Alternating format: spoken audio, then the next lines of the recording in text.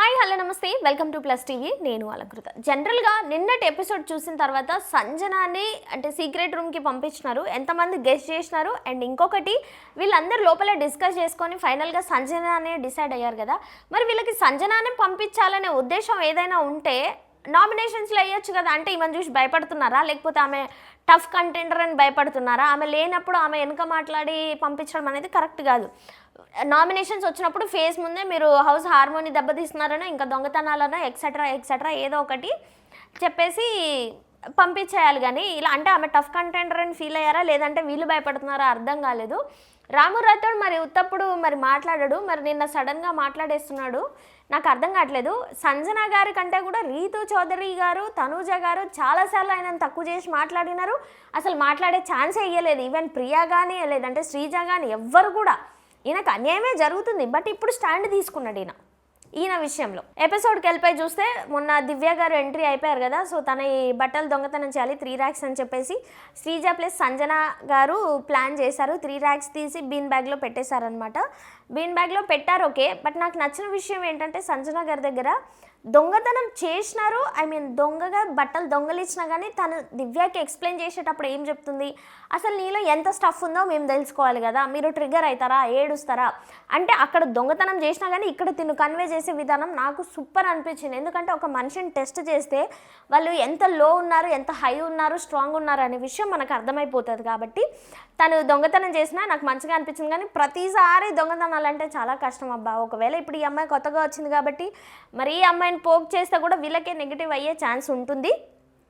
But పర్లేదు అనిపించింది, okay it's okay. Next Tanuja విషయానికి వస్తే తనుజ కిచెన్ ముందు ఉన్నప్పుడు అందరు ఉన్నారు, హౌస్ మేట్స్ అందరు ఉన్నప్పుడు సంజన గారు గయ్యాలి అనుకున్న వారు ఎవరో హ్యాండ్ రేజ్ చేయండి అంటే ఎవ్వరూ హ్యాండ్ రేజ్ చేయలేదు. ఎందుకంటే తన ముందు మాట్లాడే ధైర్యం ఎవ్వరికి లేదు. తను టార్గెట్ చేస్తుంది, పాయింట్ టు పాయింట్ పెడుతుందని చెప్పేసి గయ్యాలి అని చెప్పేసి తనుజకు అందరు చేయలేపారు. జనరల్గా ఈ మధ్య తనుజ కూడా కొంచెం పిచ్చి ఒకరి మీద కోపం ఒకరి మీద చూపించడం, రాము రాథోడ్ మీద మొన్న అరవడం కూడా అదంతా అస్సలు ఏం బాగాలేదు.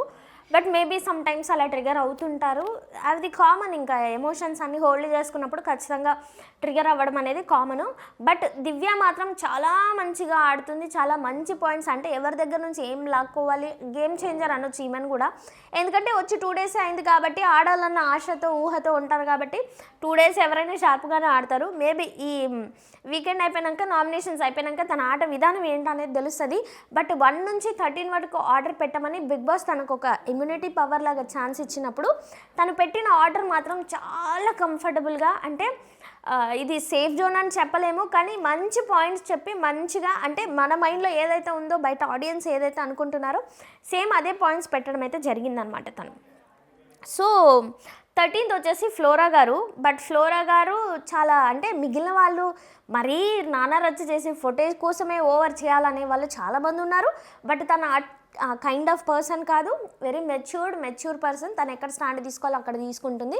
బట్ కాకపోతే వీళ్ళకి ఏంటంటే చూసే ఆడియన్స్కి ఊకే ప్రతి దాంట్లో దూరాలి, గొడవ చేయాలి అనే టైప్లో ఉంటారు. వాళ్ళే విన్నర్ లాగా వీళ్ళు ఫీల్ అవుతుంటారు. కాబట్టి ఫ్లోరా గారిని 13th ప్లేస్లో బెటర్. బట్ ఇట్స్ ఓకే, తను ఈ వీక్ కూడా సేఫ్ అయిపోయింది. మరి నెక్స్ట్ నామినేషన్లో చూద్దాం ఇంకా.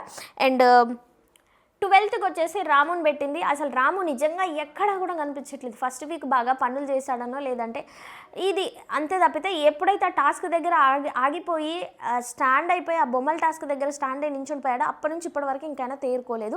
ఆయనకి 12th పొజిషన్ ఇచ్చేసింది. నెక్స్ట్ 11th పొజిషన్ వచ్చేసి కళ్యాణ్కి 11th కాదు 13 ఇవ్వాలి యాక్చువల్గా, కానీ ఈవిడ కొంచెం తప్పు పని చేసిందేమో అనిపించింది. ఎందుకంటే అగ్ని పరీక్షలో అంతా ఇంతో చూసింది కాబట్టి మరీ ఎందుకులే అని చెప్పేసి 11thలో పెట్టడం అయితే జరిగింది. పులిహోర మిక్సింగ్ ఓదార్పు యాత్ర తప్పితే ఇంకా అక్కడ నాకు అసలు ఏమీ కనిపించట్లేదు. ఈయన 13thలో వేయాలి నా ఐడియాలజీ ప్రకారం అయితే. నెక్స్ట్ 10th వచ్చి శ్రీజాని పెట్టడం మీద ఒకటైతే రాంగ్ అనిపించింది. ఎందుకంటే తను ఖచ్చితంగా ఒక అన్యాయం జరిగిందంటే స్టాండ్ తీసుకుంటుంది, మరీ అతిగా కాదు, తను క్లియర్ చేసుకుంటుంది ఆ పాయింట్. తను ఎంతసేపైనా ఆర్గ్యూ చేసుకుని, అది తన ఇష్టం, తన గేమ్ ప్లాను, ఆర్గ్యూ చేసుకుంటుంది, ఏమైనా చేసుకుంటుంది. ఫస్ట్ కెప్టెన్సీ టాస్క్ అప్పుడు పోటీ చేసినప్పుడు సంజనాకి హెల్ప్ చేసి ఫస్ట్ కెప్టెన్సీ చేసింది. అండ్ సెకండ్ కెప్టెన్సీ అంటే ఏం లేదు. మళ్ళీ రీసెంట్గా కూడా ఫ్లోరా గారికి గేమ్ ఆడినప్పుడు ఆ ఇమ్యూనిటీ పవర్ వచ్చి తను సేఫ్ అవ్వడానికి కూడా తను హెల్ప్ చేసింది. ఆ విషయంలో కూడా బాగా అనిపించింది అనమాట. So super. శ్రీజాకి 10th ప్లేస్ ఇచ్చింది. అండ్ 9th ప్లేస్ హరీష్ గారు. అసలు నిజంగా చెప్తున్నా, ఈయన పాలసీలు ఏందో ఈయనేందో నాకు కనెక్ట్ అవ్వట్లేదు అంత ఈజీగా. ఒకసారి రైట్ అనిపిస్తుంది, ఒకసారి రాంగ్ అనిపిస్తుంది, కానీ ఒకే దానికి అసలు ఒక ఎంజాయ్మెంట్ మూడ్ ఉండదు, ఒక నవ్వడు, ఏమి చేయడు. ఎప్పుడు చూడు అదే గొడవని, అదే మూడ్ని క్యారీ చేస్తూనే ఉంటాడు. ఎంతసేపటికి సంజన గారిని టార్గెట్ చేయడం తప్పితే ఇంకా అక్కడ ఏమీ లేదు. బట్టలు అక్కడ బీన్ బ్యాగ్లో దొరికినప్పుడు రీతు పాపం సంజన గారే తీసుంటారంటే దానికి కూడా ఎందుకు అంటే నాకు కంటెంట్ కావాలా లేకపోతే గొడవలు కావాలనేది విషయం అయితే నాకు ఇప్పటిదాకా అర్థం కాలేదు. హరీష్ గారిని అయితే 9th ప్లేస్లో పెట్టడం అయితే జరిగింది. And 8th Priya. ఇప్పటి వరకు మా ఫిజికల్ టాస్క్లు ఆడినట్టు నాకు ఎక్కడ కొట్టలేదు. గొడవలు కొట్లాటలు తప్పితే మరి మాకు ఛాన్స్ రాలేదో ఇంకేంటో తప్పితే ఏమైనా గొడవలు ఆర్గ్యుమెంట్లు ఉంటే తప్పితే ఏదైనా డిస్కషన్లు తప్పితే ఇంకెక్కడ నాకైతే కనిపించలేదు. 7th రీతు చౌదరి. పర్లేదు, ఈమెది కూడా బాగానే అనిపించింది. స్టాండ్ తీసుకోదు. తనుజ చాలా చాలా చాలా మోటివేట్ చేస్తుంది. బట్ ఇక్కడైనా మారుతుందేమో అని చూడాలి. ఎప్పుడైనా గుర్తుపెట్టుకోండి, మీ లైఫ్లో కూడా మీరు ఎంత ఇంపార్టెన్స్ ఇస్తున్నారో అటు సైడ్ నుంచి కూడా అంతే ఇంపార్టెన్స్ వస్తేనే మీరు అంత ఇంపార్టెన్స్ ఇవ్వాలి తప్పితే మిగిలిన వాళ్ళకి ఇంపార్టెన్స్ ఇవ్వాల్సిన అవసరమే లేదు. అండ్ నెక్స్ట్ సుమన్ శెట్టి గారిని పెట్టింది రీతు చౌదరి గారి తర్వాత.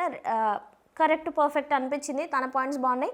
ఎంత మాట్లాడాలో అంతే మాట్లాడతాడు. ఇది కూడా బాగా అనిపించింది. తనూజ, సంజయ్, పవన్, ఇమ్ము, బర్నీ గారు వీళ్ళిద్దరిని ఒక ఆర్డర్ ఫామ్లో చేసేసింది అనమాట. 5 లాగా లిస్టు.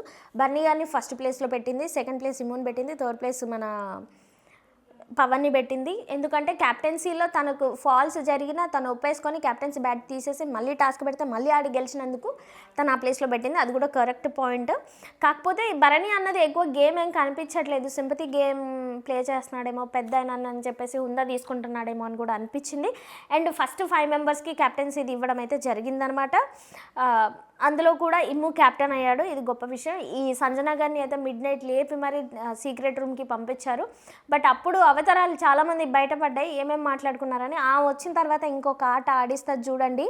ఈరోజు ఆల్రెడీ హౌస్లోకి ఎంటర్ అవుతుంది. ఆవిడ వచ్చిన తర్వాత వేరేలాగా ఉంటుంది చూడండి. సో ఈ వీక్ అయితే క్యాప్టెన్సీ సంజన గారు. మరి ఈవిడ చూసిన దాని ప్రకారం ఎవరెవరు కోట్స్ ఇస్తుందో ఒకసారి అయితే చేయండి. ఎందుకంటే యాక్చువల్గా ఏంటంటే రాము ఒక స్టేట్మెంట్ పాస్ చేశాడు. తనకి ఎవరైతే సపోర్టివ్గా ఉన్నారో వాళ్ళకి నామినేషన్ ఇయ్యదు, వాళ్ళకి ఏమీ అననియదని. That is wrong. సంజన గారితో అందరూ ఈక్వల్గా ఉంటున్నారు. ఇప్పుడు సుమన్ శెట్టి అన్న ఉన్నాడు సంజన గారితో క్లోజు, ఇమ్ము అన్న ఉన్నాడు, బర్నీ అన్న ఉన్నాడు. వీళ్ళు ముగ్గురు ఏం వెకిల్ చేష్టలు ఏం చేస్తలేదే, ఏం పిచ్చి పనులు చేస్తలేదే, ఏం తగదు సేమ్ కొట్లాటలు గొడవలకు పోయి ఏం ఇది చేస్తలేదే. మరి వాళ్ళకి సపోర్ట్ చేసినట్లయితే క్యాజువల్గా ఉన్నట్టే ఉంటుంది, అంతే కదా. ఇప్పుడు ఫ్లోరా గారు కూడా ఫ్రెండ్ అయిపోయారు మంచిగా.